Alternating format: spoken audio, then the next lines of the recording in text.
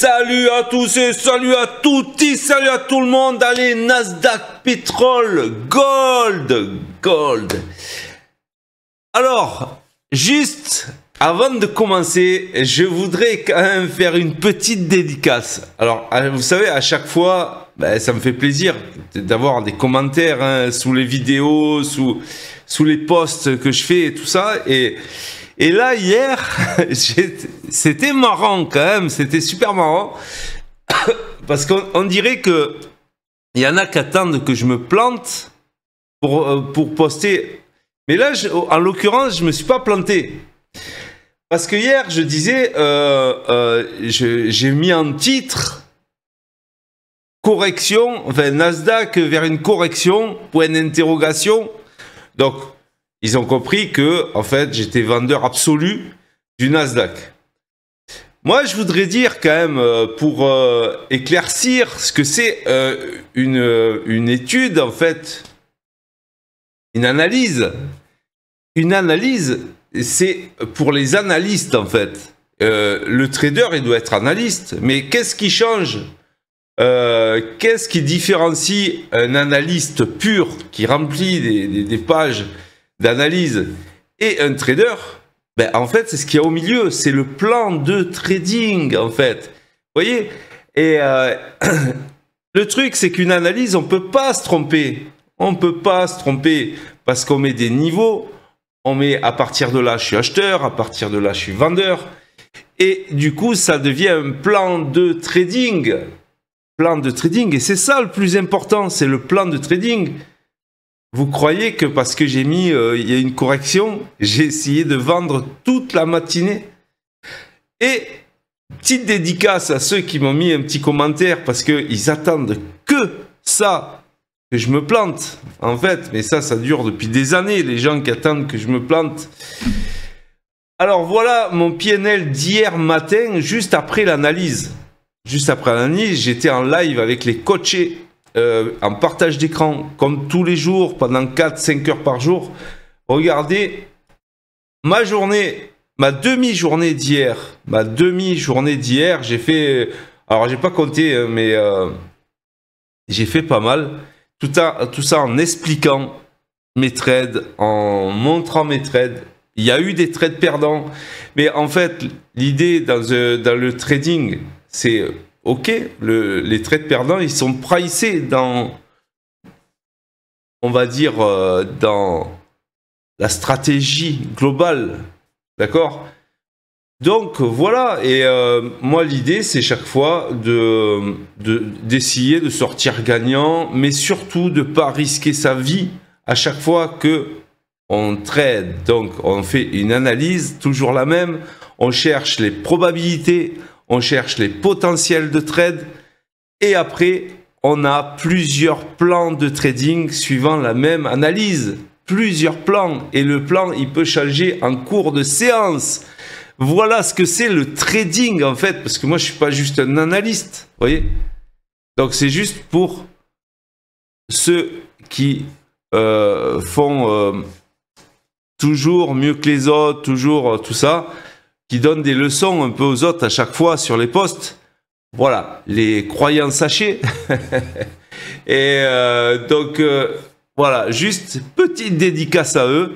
Et voilà, si vous faites pas la différence entre analyse et trading, venez vous former.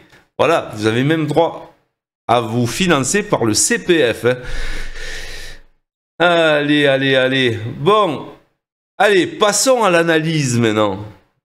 La même analyse peut-être qu'hier. Et oui, parce qu'hier, on a eu une bouffée de chaleur du Nasdaq. Alors peut-être c'est dû au releveur, peut-être c'est dû à je sais pas quoi. De toute façon, il ne faut pas essayer d'expliquer les mouvements. Il faut juste dire, bon, par rapport à ce que ça a fait hier, par rapport au niveau qu'on a, par rapport à ce que ça a fait dans la semaine, dans le mois, etc., quelle est la probabilité ou quel est le potentiel d'un trade? Voilà, c'est tout. Moi, là, de toute façon, ici, quand ça a fait autant, moi, c'est toujours la même chose. J'arrête d'acheter en termes de day trading quand c'est aussi haut. Par contre, au niveau vente, oui, moi je suis plutôt vendeur tant que, et c'est là que l'analyse et le plan de trading s'entremêlent, tant que je suis sous l'open, je vends ce matin. Ensuite, quel niveau on peut aller chercher? Ben oui, quel niveau on peut aller chercher? On a déjà cette VWAP, on a déjà ce niveau, on a déjà la standard déviation, et regardez ce qu'on a. On a un niveau de volume qui est énorme. Sur les 22 100 à peu près, un peu moins, 22 087 pour être exact. Voilà le potentiel si vraiment ça décale à fond. Alors, juste, on a toujours laissé derrière nous, vu qu'on n'y est pas allé hier, regardez, tous les gaps. Vous voyez, tous les gaps. Et les gaps, ils peuvent aller jusqu'à... Les zones vertes, c'est des gaps. Hein. Les zones vertes, c'est des gaps que vous avez avec Volumetrica 21 929 pour la dernière zone. Donc oui, ça peut y aller. Oui, il y a du potentiel. Pardon. Oui, il y a du potentiel. Donc, je vends, mon analyse et mon plan de trading sont d'accord. Je vends. Si ça change de plan, je changerai. Mais là, pour l'instant, je suis à la vente. Alors, ce qu'il faut passer, c'est la session asiatique, qui n'est pas terminée d'ailleurs, mais on a passé l'initial balance, la première heure de cotation. Oui, pour ceux qui ne savent pas où se trouve cet indicateur-là, qui donne les zones, vous allez dans indicateur et c'est session marqueur. C'est tout, dans indicateur, vous l'avez dans la liste. Vous allez à session marqueur. Voilà, session marqueur. Et puis vous appuyez sur plus et vous avez, par défaut, moi j'ai pas changé les réglages, vous avez toutes les sessions asiatiques, européennes et américaines avec 2 sessions dans une, puisque vous avez la session entière. Ils le marquent comme ça, eux, mais vous pouvez le régler. Et après, vous avez la première heure de cotation qui est à l'intérieur de chaque session. C'est très, très pratique, très visuel. Je m'en sers tous les jours. Ensuite, sur ce template, j'ai mis le détecteur de gap. Parce qu'au moins, je me fais pas chier. Regardez, vous avez le gap detector et vous avez le détecteur de gap. Voilà, c'est tout. En fait, ce template-là, je ne l'ai pas trafiqué. J'ai tout mis par défaut sur Volumetrica et je trouve que c'est vraiment super cet indicateur. Donc, voilà. Voilà pour le Nasdaq. Donc, moi, l'idée, c'est que tant qu'on est sous l'open, je vends. Je vends. Alors, c'est vrai que ce qu'il est possible, tout le temps, les matins, en fait, très souvent, c'est de retester les hauts et de partir, de retester les hauts. Donc, mais on ne sait jamais, en fait. Et puis, de toute façon, là, on est sur... on est sous l'open. Donc, moi, je vends. Alors, il y a un petit niveau à passer. Regardez, celui-là, c'est celui-là qui est assez important. Ensuite... on a la VWAP Weekly, c'est la VWAP Weekly ici, donc il y a des fortes probabilités qu'on aille toucher au moins la VWAP Weekly, et ensuite, on ne sait jamais, ça peut passer pour aller chercher des niveaux, et croyez-moi, il y en a plein qui nous attendent. Alors, zone, ok, on a une petite zone de trou de liquidité ici, qu'on doit peut-être aller combler et il y en a plein en dessous encore. Donc oui, ça fait un trade avec un fort potentiel. Donc évidemment que j'envisage cette solution. En fait, si vous voulez que je parle comme ça, que j'envisage cette solution, mais en fait l'analyse c'est on met des zones et après on a des probas et tout ça et après on trade ces probas. Vous voyez, en fait... Allez, on continue. Donc le Nasdaq, c'est assez clair hein, pour moi. Et en plus de ça, regardez les volumes qu'on commence à faire au-dessus. Bon, voilà, on passe sous les Fibos. Bon, bref. C'est un chemin facile à prendre pour le prix. Donc, allez, on va pour l'instant être sur ce plan. Ok, allez. Alors, attendez, je ne vous ai pas donné en 4 heures et en... Voilà. Regardez ce qu'on voit en 4 heures. C'est ça que je voulais vous montrer.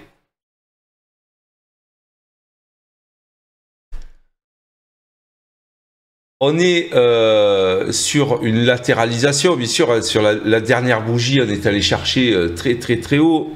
On latéralise, donc ça freine, ça fait 3 bougies que ça freine. Et là, du coup, évidemment, regardez tous ces trous de liquidité qu'il y a entre les bougies. C'est énorme. Ce qui pourrait nous faire descendre. Et le premier niveau que je vois ici, c'est les 22 000. À peu près les 22 087, ce qu'on a vu tout à l'heure. Et après, s'ils veulent aller encore plus bas, il y a les 21 800 pour retracer la totalité du mouvement et aller combler ces trous de liquidité qu'on voit ici. Et vous voyez, c'est ces trous de liquidité qu'on voit ici, là. Voilà, donc moi je m'attends à un gros mouvement de correction qui pourrait s'arrêter dans un premier temps ici sur le niveau qu'on a cassé, par exemple 22 200, 22 100. Voilà, ça pourrait s'arrêter là. Pour aller d'en haut à tout en bas, on ne va pas y aller en ligne droite. Bien que j'aimerais qu'on y aille en ligne droite. Hein. On ne va pas y aller en ligne droite, donc pourquoi pas faire une étape sur les Fibos, 22 200, on revient, on repart, voilà. Donc, avoir un cycle baissier à partir de tout là-haut, moi, ça me plairait bien. Et il y a des fortes probas que ça le fasse. Voilà, allez, on va aller sur le gold. Alors, juste pour vous dire quand même, ce trade, je suis actuellement en trade, hein. Parce que je vous dis les choses, mais en fait, je les prends. C'est la différence qu'il y a entre le trading et l'analyse. L'analyse pure, il y en a qui sont que dans l'analyse. Et c'est pas mon cas. Alors, je vais vous montrer.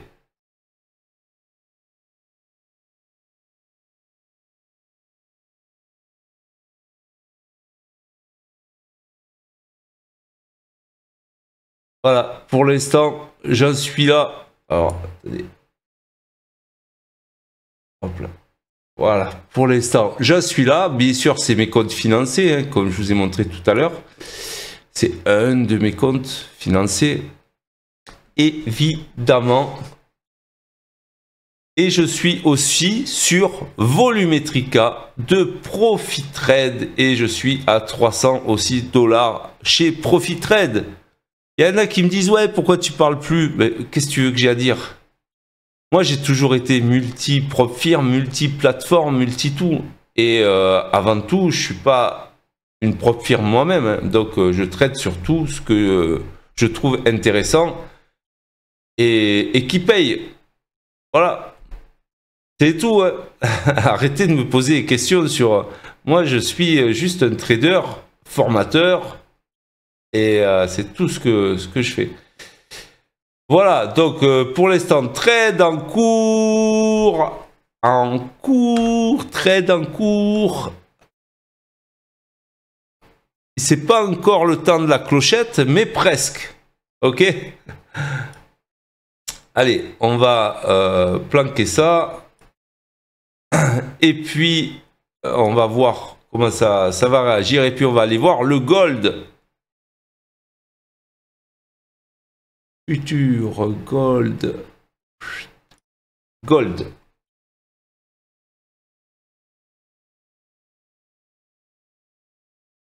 Alors, le gold.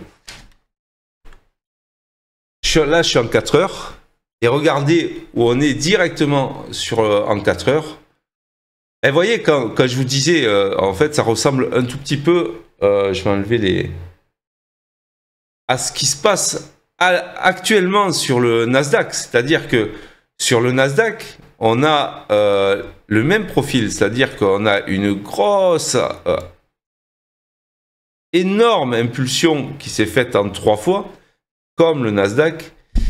On arrive sur des niveaux, voilà, à un moment donné, c'est passé sous les open, puisque tant que ça monte, ça ouvre très haussier au niveau asiatique, et là, évidemment, ça a ouvert sous l'open, tout en haut. Et là, qu'est-ce qu'on voit? On voit que le plus gros niveau de volume, il est ici, il est tout en bas. Donc, qu'est-ce qu'il a fait, le gold? La proba, c'était quoi? C'était pas la tendance, c'est mon ami. C'était de dire, ok, je vais chercher la liquidité, je vais chercher les niveaux où il y a de la liquidité. Et voilà, on est revenu sur ces niveaux-là. Donc, évidemment que ici, pour moi, c'est un niveau potentiel d'achat.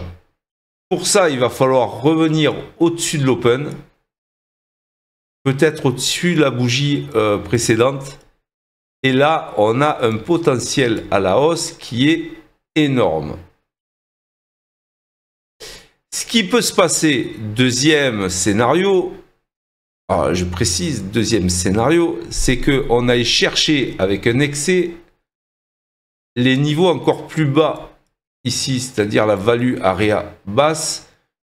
Et là, pour moi, ça sera quand même un niveau d'achat. Donc, moi, je pense que même d'ici, on peut le tenter avec, bien sûr, des setups qui vont avec. Et pourquoi pas les rejoindre les 2700 qui sont juste à côté. Et après, pourquoi pas aller vers les plus hauts, vers les plus hauts qu'on avait fait lors de la du premier cycle haussier. Voilà, deuxième potentiel, c'est le gold. Ok, deuxième potentiel, c'est le gold. Alors, je vais vous montrer le session marqueur de Volumetrica. Tac, tac, tac, tac. Et voilà. Là, on est sur la session asiatique et vous voyez que on est dans la session asiatique d'hier, que ça latéralise, On est venu chercher la session américaine d'hier. Voilà. Et puis, donc, on va peut-être le réintégrer. Donc, si je marque la session américaine, vous voyez, on est juste en dessous. Mais il est fort possible que on passe au-dessus et qu'on réintègre tout et que peut-être on aille beaucoup plus haut. Voilà, mais déjà, voilà, c'est ce que ça commence à faire ici. On aille beaucoup plus haut et le but, c'est d'aller peut-être vers les 2700. En tout cas, moi, je suis très acheteur du gold. Ok, les gars. Bon, j'ai peur de faire le pétrole maintenant. Il y a mes juges. Il y a mes juges de paix. Alors, les CL.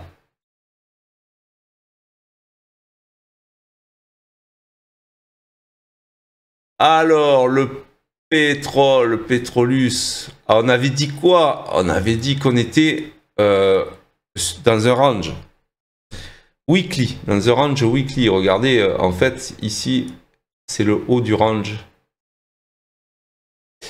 Et il faut absolument, s'ils veulent être haussiers, il faut absolument casser ce haut de range. Pour l'instant, tant que on est dans ce range, verte, rouge, verte, rouge, verte, rouge. Donc, pour l'instant... la proba fait qu'on est plutôt vendeur de ces zones. D'ailleurs, c'est ce que je vous avais dit hier, il valait mieux vendre et ça a fait une bougie rouge en délit. Vous voyez, la bougie rouge en délit, c'est pour ça qu'on a eu cette grosse impulsion de délit hier. Maintenant, peut-être que ça va retester la zone, mais il va falloir se méfier. Donc, il y a du potentiel pour aller retester la zone. Attention à cette zone. Au-dessus, c'est très acheteur. Par exemple, pour aller chercher ce niveau-là à 72,24 au-dessus des 71,10, d'accord? Mais en dessous,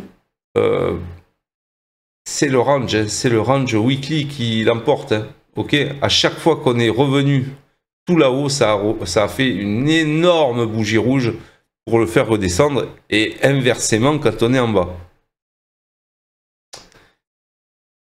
Voilà, donc pour l'instant, on est en train de retester, donc on est à nouveau dans un flux haussier. Il y a de la marge pour aller rechercher le retest à 71, mais méfiance quand vous allez arriver sur les 71. C'est le niveau bascule de la journée. Voilà, au-dessus, c'est acheteur. En dessous, ça va être plutôt vendeur. Ok les gars, allez. Je vais vous laisser là, je vais revenir sur le petit Nasdaq.